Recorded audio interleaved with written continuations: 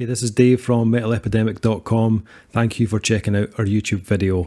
Please feel free to hit the subscribe button below if you like this type of content, and we hope you enjoy the review.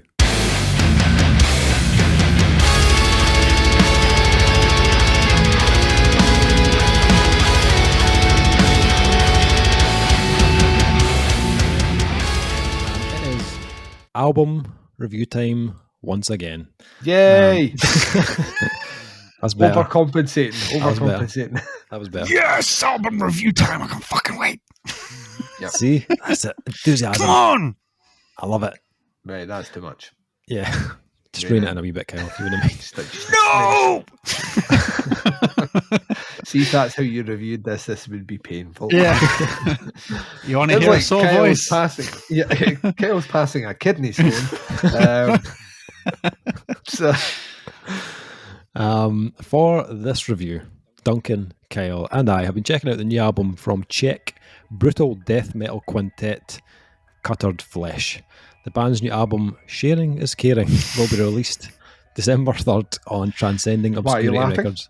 That album title, It's great. Such a good album title. It's just like Cuttered Flesh, Sharing is Caring. Right? It's like, yeah. You know what I'm saying. The humour in that at all. It's a life lesson we should all be abiding by. You know, you're picking up what I'm putting down, Duncan. Don't you? I am. I'm looking at it and I'm saying, this is not mine, it's Dave's, so I'm putting it back. That's fair enough. So, Cuttered Flesh. These guys have been active since 2001, gentlemen. All right. Jesus. Okay. Yeah. It's that Eastern Blockade. I swear there are bands that have just been playing forever. Yeah. This blows my mind. This is their 5th album, okay? This is the first I've ever heard of Cuttered Flesh. And I don't know how. They've been on the go for 20 fucking years. Don't know. This new offering is 9 tracks long, including the bonus track. Clocks in at 34 minutes in length. The album was recorded at Cole Keller Studio under the supervision of Christian Coleman-Slenner. Coleman-Slenner. Yeah, I think that was about right. I think that was pretty Nailed perfect, that. actually. He has worked with bands like Benighted, Cytotoxin, Aborted, Eskimo Cowboy, Cardinal Decay, just to name a few. So he's worked with a lot of cool bands. This is quite an interesting one. I really like Transcending Obscurity as a label. I think they put out a lot of really authentic death metal. A lot of the bands on the label are, very seasoned. They've got a lot of history behind them. But they've also been working with, a lot of up-and-coming bands too. So I automatically thought, this is a new band, Cuttered Flesh, brand new debut album coming out. Turns out, after reading the press release, not so much. Been on the go 20 years. But when I pressed play on the album, I was like, okay, yep. I can hear they've been on the go for, a couple of years, 20. Because this sounds, this doesn't sound like a band cutting their teeth. This sounds like a band who are, have got a bit of experience behind them. They have a kind of maturity about them, especially in the songwriting department. But the music doesn't sound dated, which kind of surprised me, because you'd expect a band like 5 albums in, been playing together for 20 years. I kind of thought they've probably found their sound, and just kind of stuck to it. But clearly these guys don't have that mentality. If you listen to, and I went back and listened to their past releases, you can hear that they kind of evolve on each release. On their previous album, Code Violence, you could hear probably the biggest jump. They definitely started to bring more of a kind of modern kind of death metal sound, more of those elements into it. And they've continued that on Sharing is Caring. It's probably it's probably, I'd say, that the most kind of in sync they've ever sounded. This is very tight indeed from the opening track. From the opening track, I probably got a bit of a kind of like Cannibal Corpse type swagger to it on that first track and some of the riffs, but at the same time it was like it had something a bit more kind of current about it as well. Like I don't know if either of you heard the new Atri Billis album or Cathexis, a bit more kind of modern death metal. It had a bit of that kind of blended in. I think the Cannibal Corpse thing is partially in the riffs, but I also think the vocalist Yiri does have quite a Corpse Grinder-esque tone to him. which I love. Like, I fucking think George Fisher has one of the best voices in death metal, hands down. Amen. So, like, if you're able to emulate that in any way, then fucking go for it. And it sounds punishing. But vocally, it is quite varied as well. It doesn't just stick within that, like, deep guttural kind of register. There's a good kind of selection of mid-range and kind of higher-end screams on this as well. And I wasn't sure if it was just him that was doing that. I had a look online. They've got a few live videos. I noticed there are backing vocals going on as well, so it could be other guys in the band that are doing the different kind of registers. But the varied tones definitely gives this a more kind of interesting dynamic overall. I thought the first couple of tracks went, pretty much as advertised. They basically rip a hole in your eardrums. They're full of like very dissonant kind of grooves. They got the kind of face shattering blast beats. And then track 3 kicks in, Where Only Old Flesh Stinks. Great album, great song title. And we hear the band go very kind of more atmospheric, using lots of clean tones. I was like, oh, wait a minute, hold on. This is not where I thought this was going to go, but I really enjoyed it. I was like, this is, got a little bit of a kind of Fallujah or Alkaloid type sound to it. They're a little bit more progressive.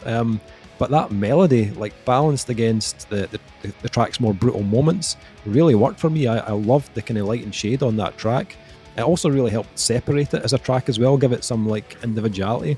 I mean, I am all for the brutal punishing riffs, as you know. But I think, you've got to have a bit of that diversity. Couldn't get that out there. Otherwise, the album, albums like this can become too kind of monotonous, especially in death metal. They're guilty of that.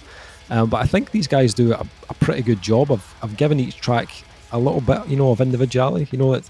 As you listen to the album, each track starts off, completely differently from the last, which really helped, I felt, separate them. And they take you through the various like tempo and rhythm changes. One of my favourites was probably Good Boy, Romantic Relationship with Necrotic Tissue. Amazing. But that opening riff is crushingly heavy. And they bring in some more kind of slightly, let's say, techier, jaggier rhythms kind of later on in the track, which I really liked as well. I liked that sound as well. Knife Is Not the Enemy, another great track, which definitely hears the band channel their inner Decapitated on that one. The riffs are very discordant, quite choppy, but it put me in mind of that kind of early Decapitated sound. Song title of the album, though, has to be my favourite Body Bag. Yeah, a great song title. That is a great winner, song title. But it also comes with some absolute killer riffs. It's quite bottom string heavy. It gives it a bit more of a modern sound, but it's also got that like Morbid Angel style kind of dissonance to it as well. I found there's a lot to enjoy in this. As someone who loves death metal, like, I really dug this album. I wouldn't say they're necessarily changing the game, but I think they are very good at what they do. And I liked their spin on it. I thought they balanced out that brutal death metal sound with something a bit more modern, which was really cool to hear. Musicianship is excellent. Like, they are clearly very talented guys, and I can hear from listening to past albums that their songwriting chops are just improving with each release. And this sounds probably the most fluid they've ever sounded. The transitions are as good as any of the big hitters in death metal. I thought production wise, it's very meaty. It's got a lot of weight behind it. My only criticism there is I thought the bass could have been doing with being a touch higher in the mix at times. I felt it did get lost on occasion. Not all the time. Some tracks were fine. There was a track called The Mystery of the Black Hen, and a lot of the riffs on that are quite kind of lead heavy, so the bass comes through, like you can hear it, it's slightly louder in the mix. And then there's other times where they're going full force. I just felt like I was like kind of straining. I was like, can I hear it? Can I? It was just a little bit low for me in the mix at times. Drums, on the other hand, killer. Like, if I love the style of Frantisek, I think his name is, on drums. Constantly switches things up. Never a dull moment in the drum department for me. I think if I had any suggestions, I'd love to hear them lean more into that atmosphere as well. I thought the moments on the album where they weave in some melody and ambience, it really opens the tracks up, makes them sound even bigger. Where Only Old Flesh Stinks is a great track, and there's a cool moment on Amused by the Tenacity of a Dying Whore, where they bring in some really cool like melodic lead work, and it works wonders. I'd love to hear more of that as a listener, but I understand they're a brutal death metal band at the end of the day, so too much melody might, piss off the fan base. So I totally understand if they don't go that deep into it. Plus, they do the whole dissonant thing so well. Like, the riffs on this are fucking monstrous at times. So I wouldn't want them to abandon that either. But yeah, I really enjoyed this. This is a Dave album for sure. Duncan, what about yourself? What do you think? Not much of a Duncan album. What? So we've spoken. This should be no surprise to anyone like who's listened to 5 minutes of me talking about death metal. There's elements in here that I enjoy, and the musicianship is, like you said, is faultless. Honestly, the drummer, incredible. I enjoyed the production. I didn't pick out what you picked out to do with the bass, but I seldom try and listen for the bass in death metal bands. And it's just a force of habit. I don't expect to hear it. The more brutal the band gets, the less I expect to hear it. So I will take your word for it. I love the vocalist tone. I think he's great. I think it is backing vocalists that are doing. Could be. It feels like a different voice. Unless if he is hitting those, then he's incredibly talented and he's got a great range. But I think it's probably there. The problem for me with this is the problem I hit with a lot of the kind of the brutal death metal stuff is I'll latch onto a riff that I quite like, but in latching onto the riff, I'm not listening to what anything else on the track's doing, or I'll latch onto like a vocal thing that I really like, and then I'm disregarding everything else. It's just not my. This is just not my genre. I appreciate it for what it does, and it's not bad by any stretch of the imagination. And my grade will reflect that. It'll get the Duncan appreciates death metal but doesn't love it grade. that I hand out. And yeah, I'm with you. The sound seasoned. They definitely have a sound I liked. I'm not as high on the kind of the atmospheric sort of melodic guitar stuff as you are, because I've just heard a lot of bands do it this year particularly, and the kind of death metal, kind of techier death metal stuff, a lot of that clean stuff is now making its way through, so it's maybe not as remarkable. They do it well though, so if they injected more in there, that's fine, but I like the placement. It did start to separate the songs out for me, which made them more memorable. I think if they do it too much, it becomes a gimmick that's overused. I mean, it's not a bad album. It's like, and if you are into brutal death metal, there's so much to enjoy here. It's just not my, it's not my particular brand of Java, Dave. And that should not surprise, of all people, that should surprise you the least. Well, you've surprised me a few times this year with death metal albums, so I thought maybe there was a chance. The older stuff. See that I've found my taste now. I think that's what it is. They don't. Like, I didn't expect to enjoy the Cannibal Corpse album as much as I did this year, but then listening to the Cannibal Corpse album and then listening to this, they're not really comparable, if you know what I mean. Like, the Cannibal Corpse, they're still rooting for a kind of. I think I found that there's the sound that I like is a much older sound of death metal, which is interesting because at the time when that stuff was coming out, I couldn't listen to it. So it's taken me 25 years to acclimate to a sound that I now really like. But like I say, there's nothing that I dislike on it. It's just there's nothing that I was like, holy fucking shit, I can't wait to spin this again. Just because it's not the sort of stuff I generally listen to. But as I said before, having listened to a lot of brutal death metal, it's on the better side for sure.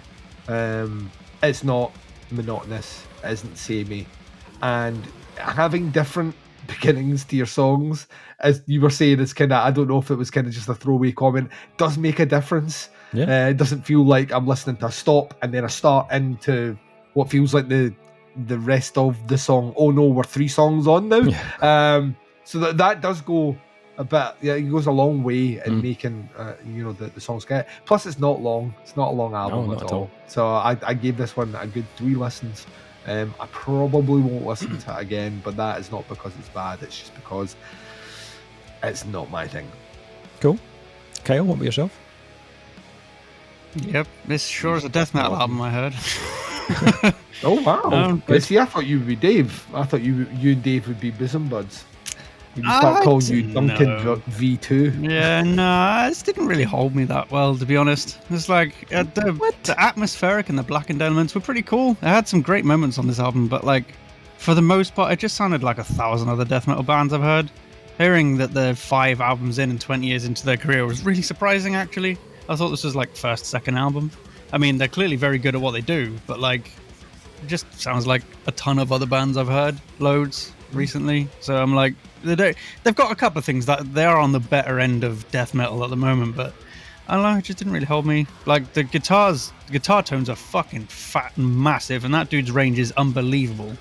And I agree, the songwriting is pretty good. There's not so many like, conventional song structures and stuff. Even for death metal, it's quite interesting that way. But like, I don't remember a single thing about any of the songs, really, except for that one intro that you mentioned on the 3rd track. That is the only thing that really sticks in my brain after listening to it quite a few times. I'm just like, fair enough. If it didn't stick, it didn't stick. But I mean, the album title and that song title, my favorite body bag, is song title of the year for that one. That's great. Really, really good. I find that Bummer will disagree with that. Yeah, I need to get back to Bummer. Out of context. Love it. Shit. Fits on the podcast, but not in this review. Yeah. I think a lot of it had to do with the fact that the bass just wasn't there. I agree. Like, I heard such massive guitar tones, and the drums were fucking lazy in production. It's just replaced all the time. Bass bias is kicking in. Yeah. That's what I mean, well, you need bass in a heavy band like this. Is 50% of the fucking guitar tone is. You need something to stand on. If you haven't got nothing to stand on, then it just. Do you need a bass player though? You do. Even if it's just the guitarist replacing the bassist because he's so fucking useless, you still need it. So I agree, they needed to raise the bass so much in this. And the drummer can definitely write some great parts. You can tell it's a drummer writing those, and he's a talented drummer. But don't like the production of it at all. But no, I mean, they do what they do well, and they clearly have a talented producer behind it. But for me, it just didn't hold my attention at all. It just didn't hold my interest. It just sounded like, okay, I've heard this band 1,000 times from all places on earth, except for the very few moments that were like, okay, lean more into that, maybe you've got something. But so far it's just like, okay, cool, carry on. my opinion shocked Dave, your opinion shocked me. What I've realised in this review is none of us know each other very well. I was convinced, like, listen to this, I was like, oh, Kyle's gonna be all over this in a good way. There we go. No, I'm probably not going to come back to this, to be honest. Shocker. Okay, fair enough. Ratings for Sharing is Caring from Cutter Flesh. I really enjoyed this. I've spun it a bunch of times. For me, the riffs are the memorable part. Like, I felt there was so many good riffs in this that were like stuck in my head afterwards. I really liked the kind of atmospheric parts, and some of those kind of leads, the kind of melodic lead work they brought in was really cool as well. Guy's got a killer tone. Like, cannot like disagree with how good his vocals sound, and the kind of different ranges they've brought in as well. I thought it really worked as well. Yeah, I mean, like, it's not reinventing the wheel in any way. I've heard lots of bands do this in a similar way, but I feel they're really good at it, personally. For me, I would probably go in at a 4 out of 5 in this one. I enjoyed it. Duncan? Yeah, 3.5. This is, like I said before, it's almost my standard. The standard death metal one gets 3. This is better than standard death metal, so it gets a 3.5. I don't have the same thing that Kyle. I think there's plenty of memorable riffs on this one for sure. Memorable vocal stuff as well. But it's just not.